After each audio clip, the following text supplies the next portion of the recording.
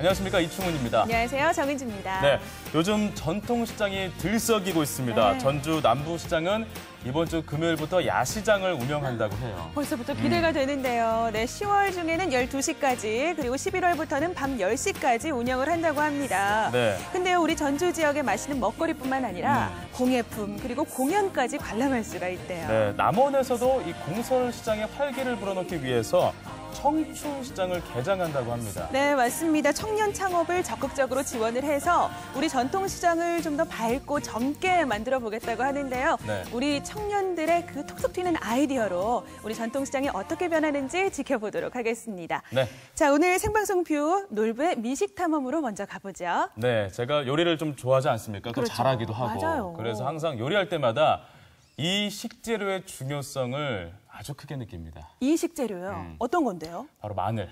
마늘. 한국인의 밥상에 마늘이 빠지면 안 되죠. 그렇죠. 게다가 이 마늘은 옛 기록을 보면 약으로도 쓰였다고 해요. 맞습니다. 그만큼 사람의 몸에 좋다는 뜻일 텐데요. 오늘 이 놀배 미식 탐험에서 마늘을 이용한 다양한 요리를 준비했다고 하죠. 네. 하면 함께 보시죠. 흥분 놈이 잘 산다니 배가 아파 못 살겠네. 저것은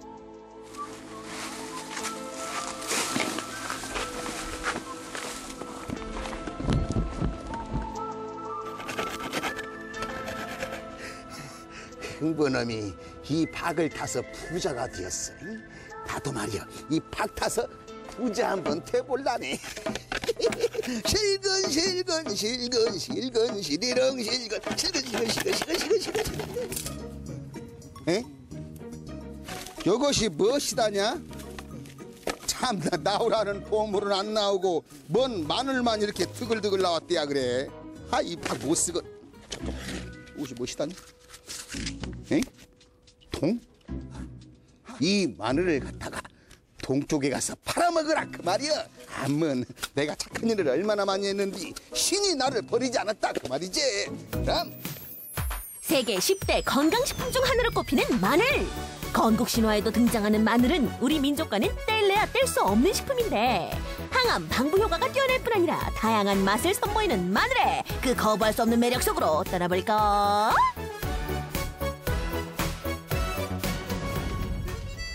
아이고 여보시오 주인장. 예. 내가 딱 보아하니 이 집이 이게 필요할 것 같아요. 네. 내가 부자 되려고 박을 탔더니만은 나오라는 보물은 안 나오고 이게 나와버렸네. 이 마늘 좀 사가시오. 이 마늘 굉장히 좋은데 요것이 그렇게 좋은 것이요? 보물에 비할 때가 아닙니다. 이게 아주 귀하고 아주 중요한 것에 많이 쓰고 있습니다. 마늘이 보물보다 귀하단 말은 또 듣도 보도 못 있네. 그러면 이걸로 뭘 어떻게 맛있게 만들려가 모르겠네. 여기서 마늘 까고 계시면은요, 제가 맛있는 마늘 요리를 많이 해드리겠습니다. 에이, 나 놀부요 놀부. 내가 마늘이나 까고 있으란 말이요? 그거. 까야죠. 네. 예, 맛있게 해주시면 까야죠. 마늘 까자. 마늘 요리의 시작은 마늘을 정성스럽게 까는 일부터 시작된다. 고추보다 매운 마늘 까기. 한편 그 시각 주방에서는 고기와 마늘을 섞어 곱게 다지는 작업이 한창인데 고기 양념을 뜨겁게 달군 팬에 넣고 구우면 이것이 바로 마늘 떡갈비. 마늘 향이 고기의 비린내를 확실하게 잡아주니 일석이조.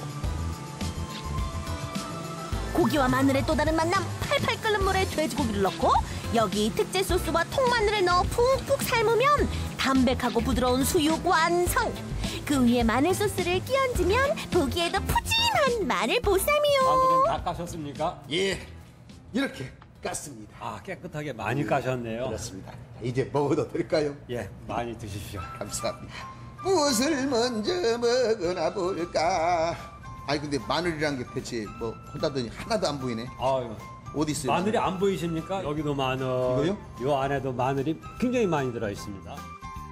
부드러운 육질의 보쌈 고기에 마늘 소스가 어우러져 독특한 풍미와 식감을 선사한다. 게다가 돼지고기와 최상의 궁합을 이루는 마늘은 돼지고기의 소화를 돕는다고.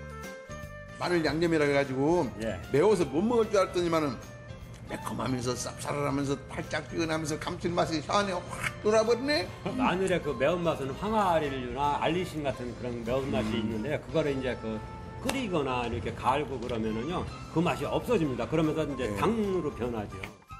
마늘 보쌈을 어떻게 해야 맛있게 먹습니까? 여기 명이나물이 있는데요. 이제 그 울릉도 자장식물입니다. 이 명이나물과 같이 함께 드시면은 영양에도 좋고 그 밸런스가 잘 맞기 때문에. 울릉도에서 자란다는 명이나물 장아찌에 돼지고기, 마늘 소스를 얹어 싸 먹으면 이거야말로 한상 맛궁합이랬다. 이건 보아하니 떡갈비? 예, 그렇습니다. 그 예전에는 떡갈비는 있지만 지금처럼 이렇게 마늘이나 이 양파를 많이 사용하는 그런 떡갈비는 아마 드물 것입니다. 돼지고기 사이에 촘촘히 박혀있는 마늘은 고기의 식감을 부드럽게 만들어줄 뿐 아니라 자칫 질리기 쉬운 기름진 음식의 느끼함을 덜어준다. 먹는 순간에 왕이 된 기분이요, 왕이. 제가 예전에 왕을 모셨습니다. 아이고, 그런 농담을 하십니까? 그래. 보세요. 그런 농담을 하는 거 아닙니다. 실은 제가 예전에 예. 청와대에서 대통령 3분을 모셨던 사람입니다. 그렇습니까? 예. 아유, 반갑습니다. 예, 반갑습니다. 네. 이 마늘 음식 먹고 드시고 어떻게 평가하시나요? 이렇게 좋은 음식 해줘서 고맙다고 칭찬을 많이 들었습니다. 아우, 따로 뭐 받으신 건 없고. 마늘의 또 다른 변신! 이번에는 피자다! 오징어 먹물로 반죽한 도우에 살짝 치즈를 올린 뒤 여기 한 번 구운 마늘을 토핑으로 올리고 구우면 마늘 피자 완성! 스테이크라고 해서 다 같은 스테이크가 아니다. 노릇하게 구워진 고기 위에 센 불에서 볶은 다진 마늘과 통마늘을 고기 위에 살포시 올리면 고기의 육즙과 마늘 향이 환상적으로 어우러진다. 아우. 밑에 여기 예. 오랜만에 와서 이게 뭡니까? 메로디 세피아 피자입니다. 뭐라고요? 메로디 세피아 피자. 멜로디 세피아 피자 먹물 마늘 피자. 새우와 파인애플 그리고 구운 통마늘이 잘 어우러진 오징어 먹물 피자는 새콤하면서도 달콤한 맛이 압권. 마늘 향이 포인트처럼 피자의 맛을 더 돋궈준다고. 일반 피자에서 흔히 느꼈던 그 마요네즈와 케찹에서 완전히 벗어난 그런 맛. 그리고 마늘 향이 그냥 쫙 올라오는 그런 맛. 쇠고기 등심살에 마늘을 듬뿍 얹은 믹스드 갈릭 스테이크. 마늘은 체내 지방을 분해시켜 동맥 경화나 비만 방지하는 효과가 있기 때문에 고기 안심하고 드셔도 된다고요. 스테이크도 굉장히 부드럽고 달콤하고 입에 쫙쫙 당기지만 이 잘 구워진 이 마늘 향이 고기 맛을 또 감칠맛 나게 도와주네요. 고기 잡내도 없애줄 뿐더러 예. 그리고 마늘의 매운 맛이 없기 때문에 어린 아이부터 또 나이가 많으신 분까지 누구나 좀 드실 수 있게. 고기 반 마늘 반 마늘의 달큰한 맛이 고소한 육즙과 만나 새로운 스테이크 풍미를 창조한다. 먹고 또 먹어도 질리지 않는 스테이크의 비결은 역시 마늘에 있다. 마늘 먹으면 사람 된다는데 저 사람 된 것 같습니까? 아직은 좀 부족한 것 같습니다. 그래요? 그 말은 마늘 더 많이 먹으란 얘기잖아요, 그죠? 예. 신이 인간에게 준 최고의 선물 그리고 세계인의 건강식품으로 각광받고 있는 마늘. 현대인의 건강을 책임지고 입맛까지 사로잡는 다양한 마늘 요리. 오늘 저녁 어떠신가요?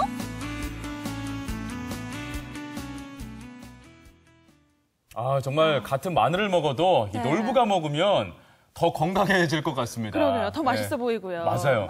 보시다시피 이 마늘은 항암 효과와 방부 효과가 아주 뛰어나다고 합니다. 그래서 제1차 세계대전 때 러시아 군인들은 이 마늘을 러시아 페니실린으로 불렀다고 해요. 그렇군요. 그리고 우리가 화면에서 만나봤다시피 마늘을 가열하면 그 매운맛은 사라지고 달고 또 고소해지잖아요. 맞아요. 그래서 우리가 또 삼겹살 구워 먹을 때 마늘 넣고 그렇습니다. 그걸 같이 먹는데 네. 오늘 이 만나본 요리들은 이 마늘의 특성을 잘 활용한 요리가 아니었나 싶어요. 네, 저는 뭐 보쌈도 그렇지만 이 피자와 마늘의 조화? 저 굉장히 궁금해요. 그죠? 네. 먹고 싶어요. 네, 근데 여러분 또 한 가지 주의할 점이 있는데요. 마늘이 너무 맛있다, 건강에 좋다 해서 한꺼번에 너무 많이 드시면요. 이 위 점막을 자극해서 네. 소화 불량의 원인이 될 수 있다고 하니까요. 이 부분은 유의하셔야겠네요.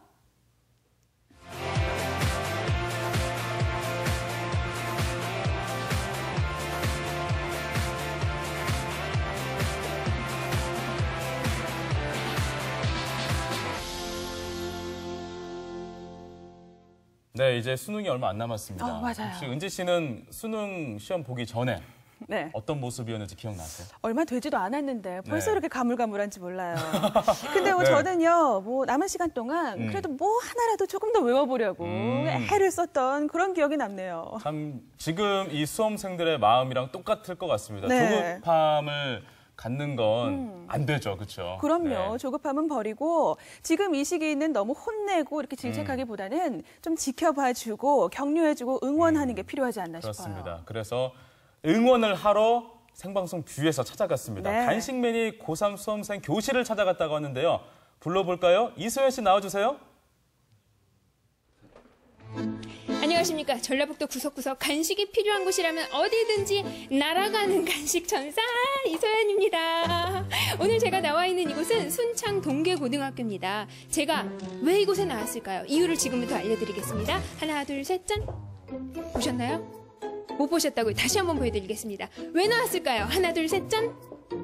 그렇습니다. 오늘이 바로 수능이 한 달 남은 D-31일입니다. 그래서 제가 우리 친구들을 응원해주기 위해 이곳에 나왔는데요. 지금 순창 동계고등학교 3학년 학생들이 이렇게 열심히 공부하고 있는 모습 보이시죠?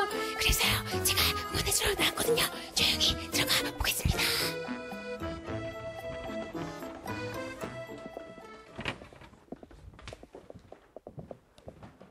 안녕하세요. 지금 무슨 공부하고 있어요? 지구과학 공부? 어느 학교 지원해요? 지금 전남대학교요. 무슨 과? 아니 건축학과요. 건축학과요? 네. 아, 그렇구나. 지구과학하고 관계가 있는 거예요? 네. 그렇구나. 여기 지금 열심히 공부한 막 빨간 줄로 막 별표 막 쳐있고 되게 열심히 공부했어요. 화이팅! 안녕하세요. 예, 안녕하세요. 수능 끝나고 하고 싶은 게 뭐예요?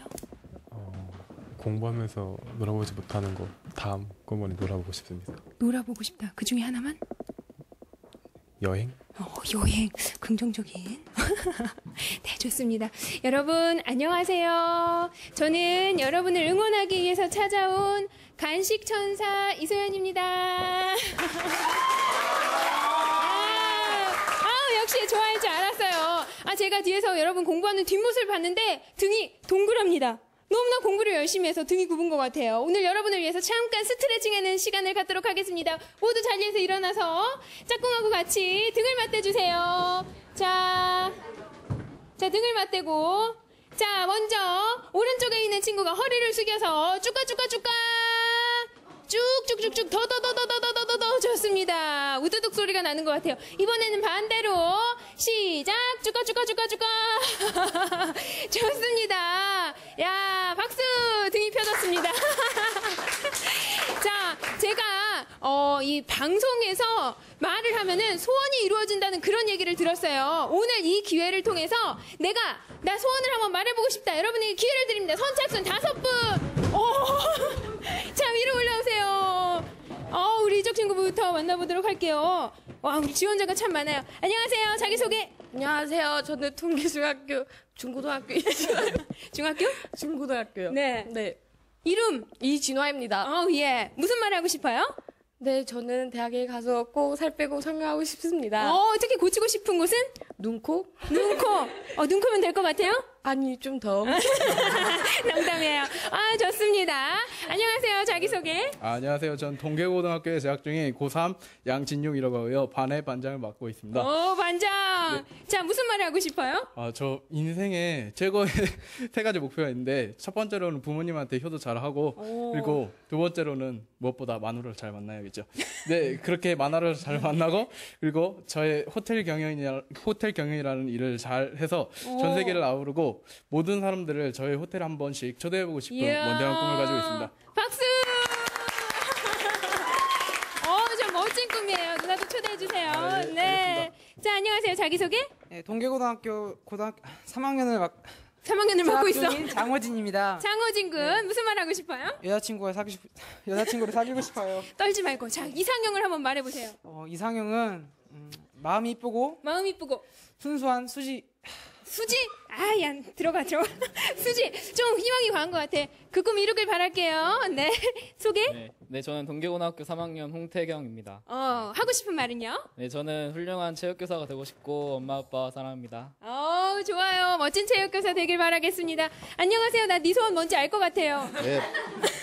저는 동계고등학교 3학년 이문빈입니다. 네. 저는 우선 살부터 빼고. 좋아요. 네, 그리고 대학교에 진학해서 역사교육과를 전공하여 중국과 일본의 역사회국에 대항하는 역사교사가 되겠습니다. 이야, 멋지다. 박수!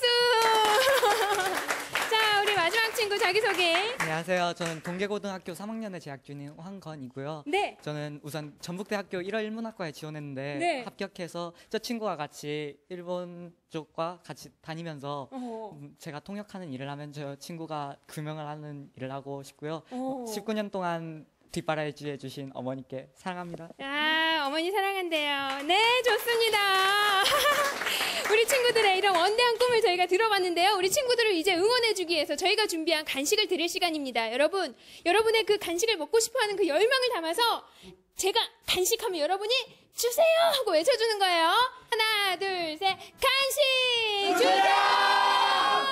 앞으로 나오세요. 여러분이 좋아하는 간식입니다. 치킨.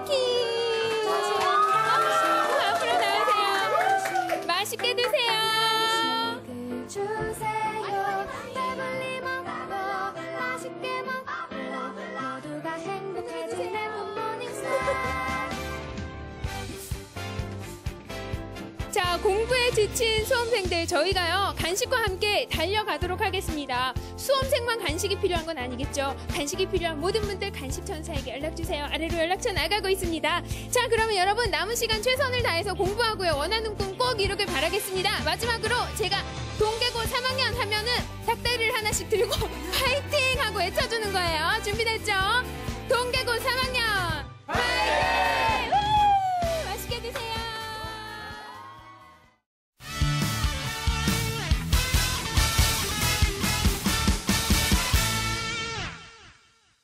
네, 이번 시간은 활력을 부탁해 시간입니다. 네, 오늘 활력을 부탁해 어떤 분 만나보죠, 충우 씨? 제가 힌트를 드리겠습니다. 네. 이분들은요, 엔진보다 뜨거운 열정을 가진 사람. 아시겠어요? 뭔가 그냥 후끈한 느낌인데 힌트를 네. 좀 더 주시죠. 스피드. 스피드. 남자들의 로망. 뭔지 알겠네요. 자동차? 자동차 아니에요? 얼추 비슷한데 궁금하시죠? 네. 정답은 화면을 보면서 확인해 보겠습니다. 날렵하게 잘 빠진 몸매, 보고만 있어도 상남자, 아니 쾌남의 매력이 물씬 풍기는 그 녀석. 거기에 심장을 울리는 배기음까지 더해지면 우리는 이것을 모터바이크라 쓰고 남자들의 로망이라 읽는다. 짜릿한 질주 본능으로 하늘을 달리는 기분을 느낄 수 있는 모터바이크의 매력 속으로 지금 바로 들어갑니다. 바이크의 매력에 푹 빠진 주인공이 있다고 해서 찾아온 이곳. 주인공은 긴 생머리의 그녀 김한결 씨입니다. 바이크 경력이 무려 7년 차라고요. 비 오거나 특별히 약속 없으면 바이크 타고 회사랑 집까지 출퇴근하고 있습니다. 고이 주차해둔 바이크를 살펴보니 이건 여성용 같지가 않습니다. 한결 씨, 어떻게 바이크를 타게 됐나요? 어렸을 때 제가 좋아하던 만화책이 있었는데 거기 만화책 주인공들이 바이크를 타고 등장을 했거든요. 그래서 그거를 계기로 처음에 바이크에 호기심이 굉장히 많아서 시작하게 됐어요. 아무래도 신속성이죠. 바이크가 차보다 더 빠르고 부피도 적으니까 좁은 공간도 빨리빨리 다니고요.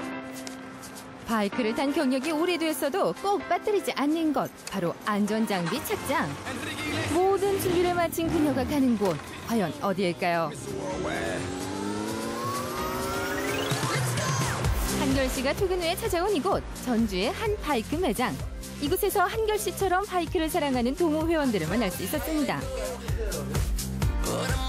동호회 활동도 하고 같이 또 즐겁게 오토바이를 타는 회원 숫자는 지금 대략 한 40명 정도 됩니다. 이 바이크 동호회는 나이, 성별을 불문하고 바이크를 좋아하는 사람이라면 누구나 회원이 될 수 있다고 하는데요. 특히 바이크 초보자는 대환영. 바이크 선수이자 동호회 회장님으로부터 타는 법을 제대로 배울 수 있기 때문에 훗날 노련한 바이커가 될 수 있다고 합니다. 사회생활 하다 보니까 스트레스를 많이 받잖아요. 그런 걸 어떻게 풀 수 있을까 생각을 하다가 바이크 타면 불량 청소년 같은 그런 이미지가 있었는데 제가 직접 타고 나보니까 이게 나중에 나이 먹어서도 괜찮은 취미인 것 같고 코드가 맞는 사람들이 있으니까 같이 바이크 한 종류를 좋아한다는 게 그게 공통되는 거니까 혼자 탈 때보다 훨씬 재밌는 것 같아요. 이 동호회에서 유난히 눈에 띄는 한 분, 바이크 동호회의 큰형님이자 젊은 오빠로 통합니다. 사진관을 하면서 또 취미 활동이 사진이에요. 오토바이 사진을 찍고 싶은데 따라갈 수가 없더라고요, 차로는.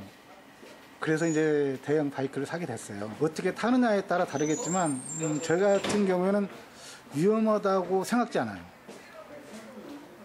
조심해서 타면 최고라고 봅니다. 번개 모임이 끝나고 2년차 회원 김정중 씨의 자택을 찾아갔는데요. 회원들과 내내 바이크 이야기를 하고도 집에서 관련 책자를 볼 정도로 열정적입니다. 제 삶에 많은 편을 줬어요. 일단 하는 일에 적극적이 됐고요. 많은 사람들과 만나서 세상을 더 넓게 볼 수 있는 기회가 됐고요. 20살이 됐을 무렵 처음으로 바이크를 탔지만 군대와 직장 생활을 하며 자연스럽게 멀어지게 됐다고 하는데요. 하지만 어느 날 문득 바이크를 탔던 옛 추억이 떠올랐다고 합니다. 딱 1년만 탈라 했어요. 사회적으로 보면 바이크 타는 사람들 그러면 그런 이 편견이 너무 심하기 때문에 그래도 워낙 한번 타보고 싶어서 한번 이제 입문을 하게 됐는데 그 1년이 벌써 2년이 됐답니다. 며칠 뒤 바이크 투어를 간다는 소식을 듣고 매장을 다시 찾았는데요. 정식으로 수트를 입는 회원들의 모습을 보니 비장한 분위기가 흐릅니다. 단순히 투어를 가는 것 같지 않은데요. 어디 가시는 걸까요? 전남 영암에 위치한 F1 경기장에서 저희 회장님께서 저 경기를 참가하시거든요. 그래서 투어 겸 이제 응원 겸 해서 사람들하고 같이 갈 때마다 설레는 느낌이죠. 이제 평일날 열심히 일을 하고 이제 주말에 이렇게 즐기러 가는 게 되게 즐거운 것 같아요. 어차피 안전장비도 잘 착용하고 가니까 또 어른들 지시에 맞춰가지고 한두 번 가는 거 아니다 보니까 즐겁게 다녀올 것 같아요. 장거리를 가는 만큼 체크는 꼼꼼하게 해야겠죠. 풀린 나사는 조이고 체인도 다시 한번 확인. 그 다음 안전장구까지 모두 착장하면 준비 완료. 거기에 가슴을 먹먹하게 하는 배기음까지 이상무. 이제 목적지로 출발합니다. 복잡한 도심을 벗어나 한적한 외곽도로에 진입해서부터는 바이크가 가진 상남자, 쾌남 같은 멋을 발산하는데요. 하지만 기분에 취해 무작정 스피드를 올리진 않습니다. 뭐든지 안전이 최우선이라는 거. 이렇게 달리는 모습을 보니 멈춰 있을 때는 몰랐던 바이크의 야생마 같은 매력이 느껴지는 순간인데요. 온몸으로 바람을 마주하고 자연을 누비는 이 순간. 복잡했던 머릿속도 마음도 가벼워질 것 같습니다.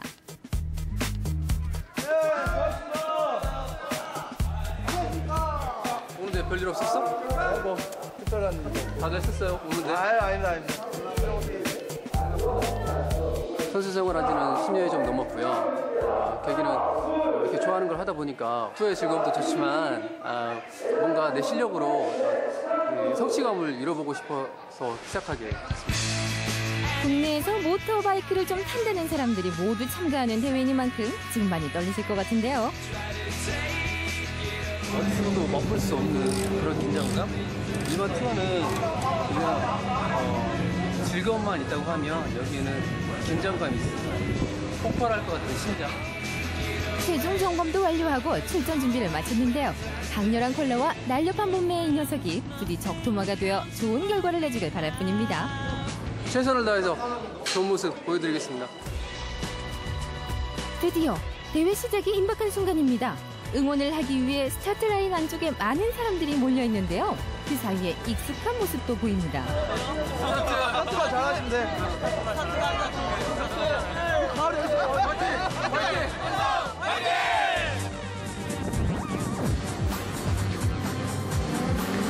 엔진열보다 뜨거운 레이서들의 열정이 영암의 서킷을 달구고 있습니다.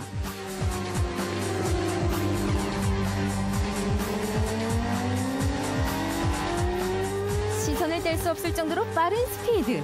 곡선 주행 시 트랙에 닿을 것만 같은 아찔한 모습이 보는 사람들을 환호하게 만드는데요.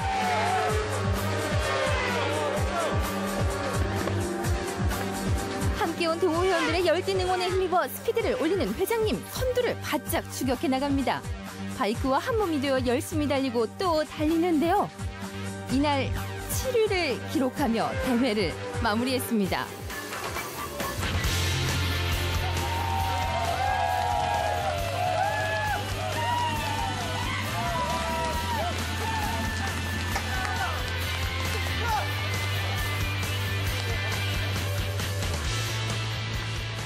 올해 마지막 경기여서 조금 아쉽긴 하지만 뭐 예상했던 만큼의 결과는 나온 것 같아서 협조합니다. 다음에는 더 좋은 결과 있도록 노력 더 하겠습니다. 보는 것만으로도 가슴이 그냥 뻥 뚫리는 것 같습니다. 여기까지 온 보람이 확실히 있었네요. 바이크는 위험하다는 고정관념과 인식이 있는데 바이크는 보호장구만 잘 차고 나면 남녀노소나 즐길 수 있는 레포츠가 될 수 있습니다. 여러분 화이팅! 도전하십시오. 바람을 걸으며 스피드를 즐겨라. 안쓰씨 화이팅! 짜릿한 스피드는 기본, 자유로움과 편리함까지 갖춘 모터바이크. 직접 타는 것뿐만 아니라 보는 것으로도 마음이 확 트이니까 이쯤 되면 무한 매력이 있는 게 분명하겠죠? 멋진 오빠들의 세계, 남성들의 로망, 모터바이크로 활력을 찾는 모든 분들 파이팅입니다. 와, 저는 그냥 자동차일 거라고 생각했는데 훨씬 더 한 수 위네요. 네. 훨씬 더 신속한 모터바이크 동호회를 만나봤습니다. 네, 그렇습니다. 네, 근데 많은 분들이 바이크 동호회 하면 프로들만 즐길 수 있는 동호회가 네. 아닐까 생각하실 텐데요. 그렇죠. 네. 이 동호회는 초보자도 가입할 수가 있다고 합니다. 네, 이 동호회에서 자체적으로 운영하는 라이딩 스쿨을 통해서요. 네. 이 기초부터 고급 과정까지 다 배울 수 있다고 합니다. 그래서 뭐 바이크에 관심 있는 분들은 문을 두드려보면 어떨까 싶습니다.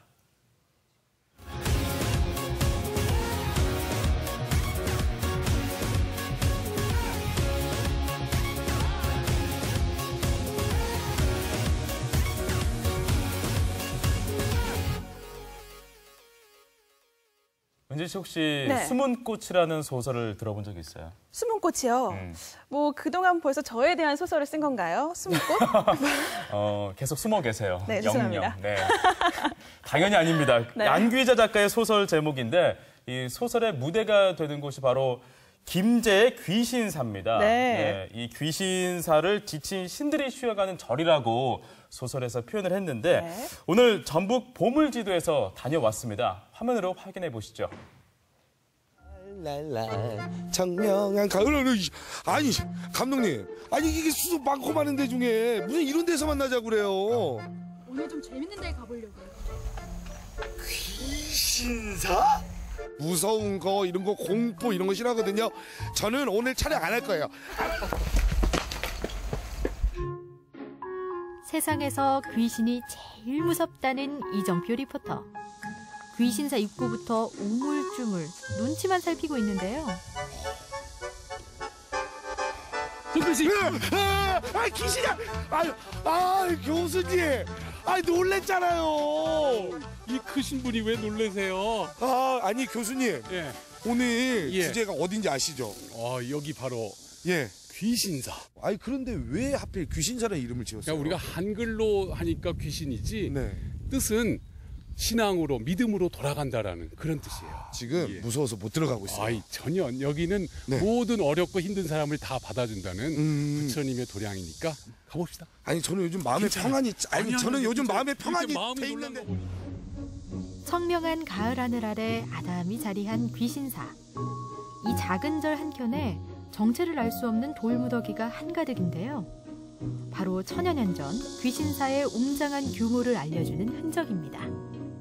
둘러보시니까 어떠세요? 상당히 웅장한 사찰의 분위기가 느껴지잖아요. 제가 지금까지 아시지만 엄청 절을 많이 돌아다녔잖아요. 그렇죠. 웅장하지는 않은 것 같은데요. 이 건물이 좀 작아서 그렇지 네. 엄청나게 큰 전각이 있었을 자리고요. 네. 이 주변을 둘러보시면 상당히 큰 규모예요. 가봅시다. 증거를 보여드릴게요. 증거요? 그럼요. 가봅시다. 귀신사를 빠져나와 청돌이 마을 입구로 들어서면 들판 가운데 세워진 부도 하나를 볼 수 있는데요. 부처님을 따르던 승려들의 납골 땅인 부도. 사찰 안에 있어야 할 부도가 왜 이런 벌판에 있는 걸까요? 전혀 동떨어진 하나의 석조물이 있는 것 같은데 네. 사실은 이 뺑 돌아가는 하나의 이 공간이 형성이 돼 있죠. 이 계곡 전체가 아시는 다 귀신사의 공간이었어요. 그래서 저 계곡 입구가 사찰 입구였고요. 그래서 아마 저기에 우리가 얘기하는 일주문 같은 게 있었을 거예요.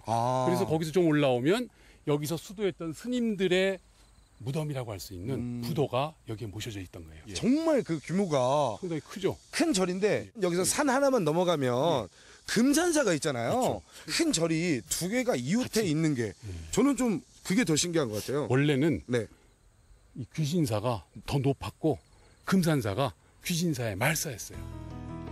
드넓은 경내에 10개가 넘는 국보와 보물을 보유한 금산사. 백제 유민들의 염원을 담은 미륵신앙의 도량인 금산사가 귀신사의 말사가 된 데에는 정치적인 의도가 숨어 있습니다. 백제적인 정서를 상징하는 금산사를 누리기 위해서 신라의 화엄신앙을 중심으로 국신사, 귀신사를 만들어서 정치적으로 압도하고 막 좀 견제하는 그런 상황이 지금으로부터 1000여 년 전에 전개가 됐던. 이렇게 얘기를 들어보니까요. 이 귀신사가 무서운 절이 아니라 아주 여러 가지 정치적으로 심오한 그런 절인 것 같아요. 부도를 보고 난 후 귀신사를 다시 찾으니 한 시대를 풍미한 귀신사의 위용이 새삼 느껴지는데요. 교수님, 저희가 아까 그 뭐 일주문이 있었던 자리 그리고 그 들어오는 뭐 부도 이렇게 한번 보니까요. 이 정말 작은 절이 아니었구나. 귀신사의 규모와 영역이 확인이 되죠. 그러면서 여기 딱 보면 이 대웅보전도 아까 볼 때하고는 전혀 느낌이 어디 뭐 살이 걸리셨어요? 지금 뭐 잘 읽으셨는데 대적광전. 아니요, 저 대웅보전 아니에요? 대웅보전하고 달라요. 아니 그러면 대웅보전하고 대적광전. 잘 읽었습니다. 아니 차이가 있나요? 대웅보전이라고 할 때는 큰 대자에다가 수코둥자죠. 가장 최고의 사나이, 최고의 남자, 부처님, 석가모니 그거를 상징하는 건물을 대웅보전 또는 대웅전이라고 하고요. 여기는 대적에서 이 적자가 고요할 적자고 빛광자예요. 아주 고요함 속에서 진리의 빛 하나가 팍 던져지는 바이로차나, 비로자나 부처님이 앉아 계신. 지혜의 빛을 비춰주는 비로자나 불상이 모셔진 대적광전. 부처의 지혜가 태양처럼 온 세계를 비추고 있음을 보여주는 불상입니다. 여기 뒤에 계시는 불상이 되게 커요. 큰 이유가 있을까요? 부처님의 어떤 위상이나 또 부처님의 어떤 가르침이나 이런 것을 좀 더 크게 뭔가 부각을 시켜서 많은 중생들한테 이렇게 보여주기 위한 어느 하나의 표현이 아닐까 이렇게 생각을 합니다. 부처님 사이즈로 봤을 때 한 3층 건물에는 계셔야 될 것 같은데 이 건물을 짓고 부처님이 옆으로 해가지고 웨이브 타고 들어오신 건지 그게 궁금하거든요. 재료가 뭐 같아 보이세요? 나무요. 사실은 이게 흙으로 만들었어요. 흙으로요? 진흙으로. 진흙으로 만들고 여기다 지금 금으로 옷을 입히신 것처럼 이쪽에 금도금을 한 건데요. 그러다 보니까 이 안에서 작업이 오히려 이루어집니다. 건물을 만들고 그렇죠. 그리고 부처님을 모셔야겠다 그래서 이제 와서 흙으로 안에서 한 거군요. 대적광전 뒤편으로 소담하게 놓인 돌계단을 따라가면 귀신사의 또 다른 보물이 등장합니다. 백제탑의 전통을 계승한 이 3층 석탑이 신라가 지은 귀신사에 있는 거죠. 결국 백제 유민의 마음을 얻지 못한 증거일까요? 처마선이 아주 길어서 낙순면이 이 탑을 적실 수 없게 만든 목조의 전통을 그대로 갖고 있고요. 이 비례감도 약간의 그 투박함도 있지만 가만히 있으면 오히려 그게 더 자연스럽게 이를 내뿜고 있는. 자꾸 어딜 봐요? 아니 근데 교수님 이 탑 설명도 저도 재미있고 즐겁긴 한데요. 아까부터 무엇인가가 저를 이렇게 계속 끌어들이는 마력을 제가 얘가 저를 끌어들. 웅크리고 있는 사자상 위로 우뚝 솟아있는 남근석. 마을 입구에나 있을 법한 석수가 사찰에 있는 특별한 이유가 있습니다. 남근석 모양이 왜 절에 있을까요? 이 지역의 어떤 그 풍요로움을 기원하는 어떤 그런 남근 신앙이 사찰과 결합된 게 아닐까. 격이 떨어지는 게 아니라 이 모든 마을 또는 이 지역 주민들에게 풍성함을 기원하는 신성한 이 귀신사에 남근석이 있는 건 좀 그렇습니다. 그래서 이 남근석을 제가 저희 집에 그냥 가지고 모든 사람에게 복을 드릴 상징이니까 여기서 잘 보호하고 절대 손대지 마세요. 네, 알겠습니다. 예, 그럼 교수님 먼저 가시죠. 예, 저는 이 가방에다가 고즈넉이 머물고 싶은 작은 사찰, 귀신사. 지친 신들뿐만 아니라 지친 사람들에게도 쉼을 주는 공간인데요. 가만히 귀를 기울여 귀신사가 지닌 이야기에 마음을 채워보는 건 어떨까요?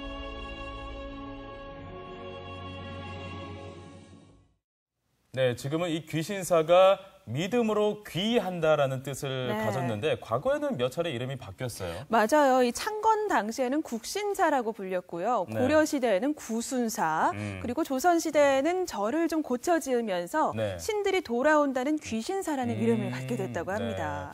이름은 몇 번 바뀌었어도 그 역사는 고스란히 전해오는 것 같습니다. 맞습니다. 네, 오늘 고즈넉한 분위기의 귀신사를 여러분 만나봤는데요. 몸과 마음의 휴식이 좀 필요할 때 이 숨은 꽃 같은 귀신사 찾아가 보시는 것도 좋겠네요.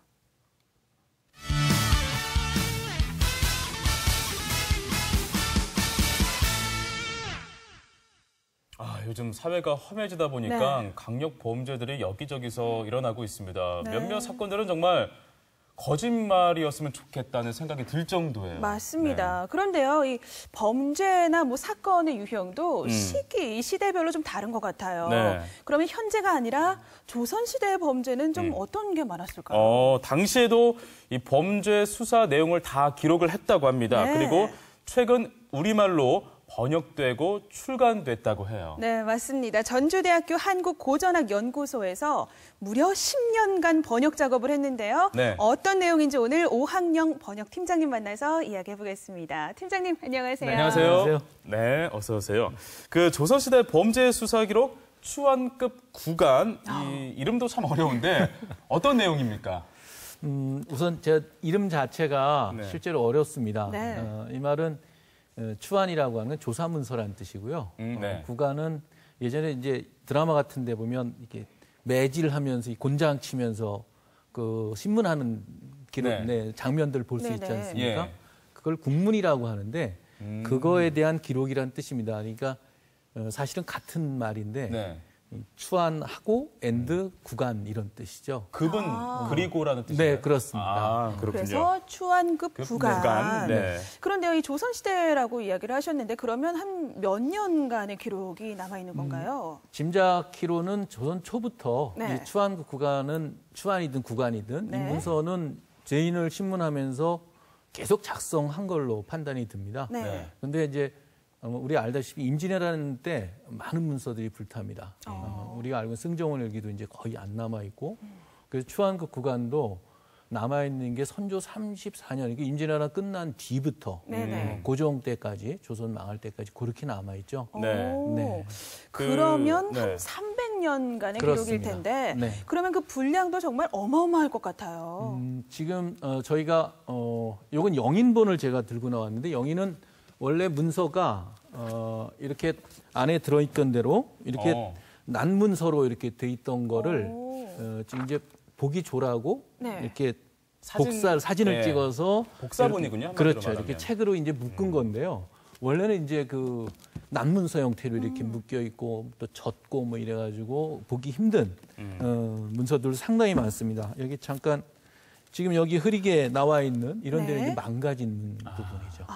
그래서 이제 이런 거는 저희들이 번역을 제대로 못하고 짐작을 하거나 혹은 빼놓고 이런 것도 많습니다. 그냥 이렇게 펴서 보여주셨는데도 뭐라고 써 있는지 잘 모르겠어요. 저는 알겠던데요. 잘 모르시는군요. 거짓말하지 마세요. 그 다른 역사서에는 그 남아있지 않은 기록들이 이 추안급 구간에는 상세하게 나와 있다고 합니다. 어떤 내용들이 좀 담겨 있나요?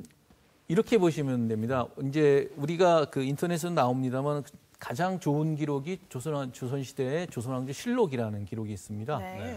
근데 그 조선왕조 실록도 사관이 쓴 사초로에 기반하지만 가장 중요한 기록 중에 하나가 바로 이 추안급 구간입니다. 추안이나 이 구간 문서를 실록 만들 때 거기다 이제 일부를 요약하거나 해서 집어넣는데 당연히 그러다 보면 요약하지 않습니까? 다른 세세한 부분들은 빠져나가고 요약만 들어가거든요.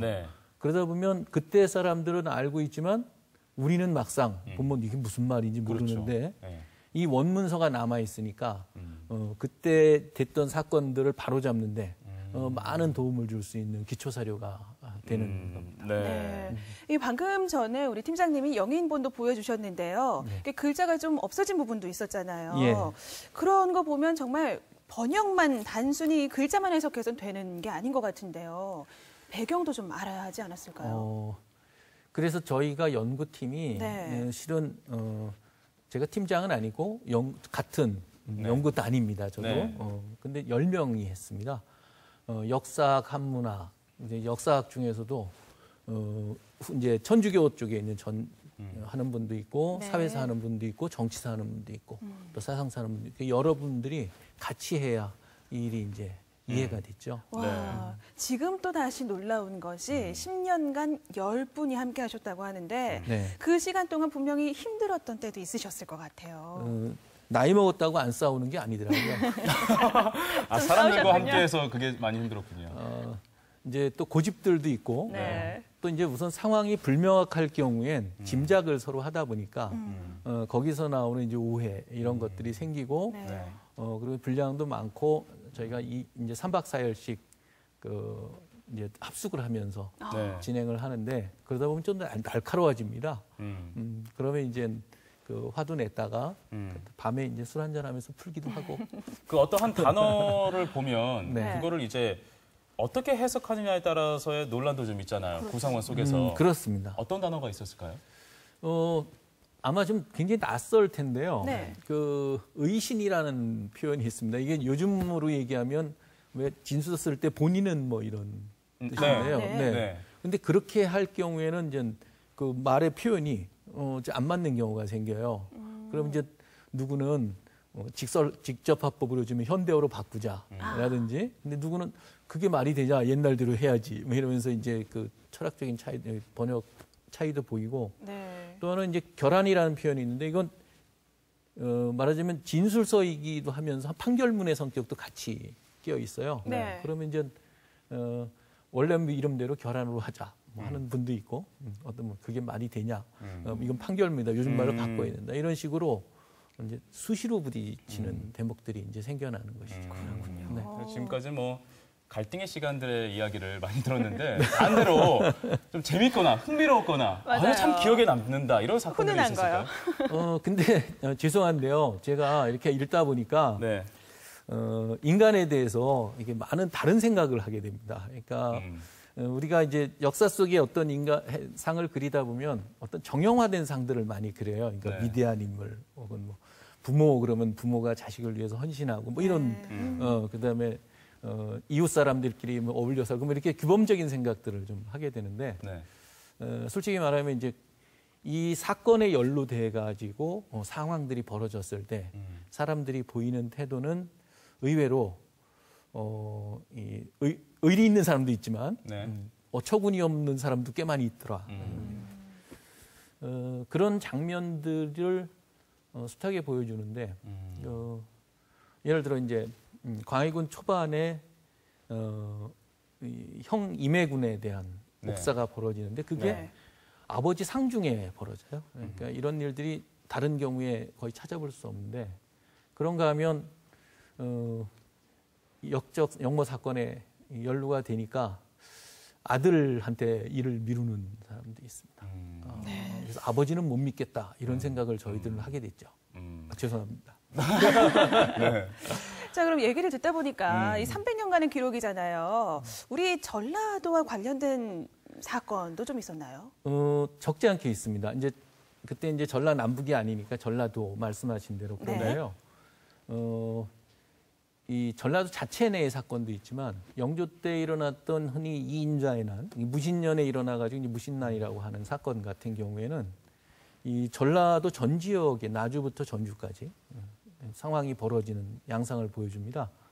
예전에는 그게 이제 하나의 변혁 운동 이렇게 해석을 했었는데 실제로 저희 학교에서 이 자료를 가지고 공부한 논문이 나오고 그러는데 그걸 보면 그야말로 이 별로 할 일 없는 사람들이 또 일을 촉발시켜 나가기도 하고 네. 그래서 역사에서 작용되는 우연의 문제 네. 같은 것들이 아주 극명하게 드러나는데 아마 저희가 2년 정도 지나면 원문 자체도 아까 보여드렸던 원문도 지금 입력 작업을 하고 있는데 네네. 다 공개를 인터넷으로 할 예정입니다. 아마 그러면 검색을 모두 할 수가 있거든요. 그러면 아마 제가 숙제를 내드릴 것 같아요. 다음부터 이렇게 나오면 두 분 아나운서께 다음에 저한테 검색해가지고 좋은 사건들을 저한테 숙제 내라 이렇게. 네, 벌써부터 안 하시려고 그러는 거죠. 두 번 모셔야 될지부터 벌써 고민일 것 같고요. 네. 네, 많은 분들의 정말 10년 동안의 노력으로 이제 추한급 구간을 우리가 좀 쉽게 만나볼 수 있게 됐는데요. 이 추한급 구간이 오늘을 살아가는 좀 우리에게 주는 메시지가 있을까요? 저는 이게 일단 문서들의 모음이거든요.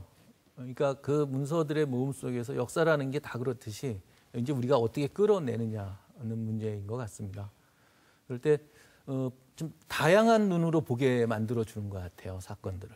어떤 객관적 조건도 있고 사람들 사이에 발생하는 우연도 있고 또 인간이 가져야 될 책임의 문제도 있고 이런 것들 모든 사건 속에서 수시로 튀어나오면서 우리들한테 각성을 촉구하는 것 이게 아마 추한극극안에서도 아주 극명하게 나타나지 않나 생각을 합니다. 이런 90권의 책, 참 양이 방대한데 어떻게 활용될 수 있을까요? 그렇지 않아도 저희도 이 내면서 책 한 권을 따로 내려고 소개서를 생각을 했었는데 미처 못했는데 뭐 어학적으로도 뿐만 아니라 수많은 사회사들 이게 270편 정도의 사건이 있습니다. 아마 그 하나마다 드라마를 만들 수 있다고 생각하시면 될 것 같아요. 논문도 만들 수 있고. 추한급 구간 참 많은 일을 해오신 것 같고 또 뜻깊은 일을 한 것 같습니다. 앞으로 뭐 영화나 드라마에서 보면 더 좋을 것 같습니다. 네, 그렇습니다. 오늘 고맙습니다. 네. 고맙습니다. 고맙습니다. 자, 대학 수학능력시험 이제 한 달 앞으로 다가왔어요. 맞습니다. 올해 수험생이 64만 명이라고 하는데요. 가족, 선생님까지 합하면 이 수능 때문에 가슴 졸여야 하는 분들이 300만 명에 이른다고 합니다. 이럴 때일수록 아까 저희가 말씀드렸지만 조급해하면 안 됩니다. 그리고 주위 사람들이 정말 격려를 해줘야 돼요. 그렇죠. 그리고 이제는 뭐 너무 공부하겠다는 것보다 규칙적인 생활 습관, 건강한 식단으로 컨디션 조절하는 게 중요한 때가 아닌가 싶네요. 네, 자 생방송 뷰가 준비한 소식은 여기까지입니다. 함께해 주신 여러분 고맙습니다.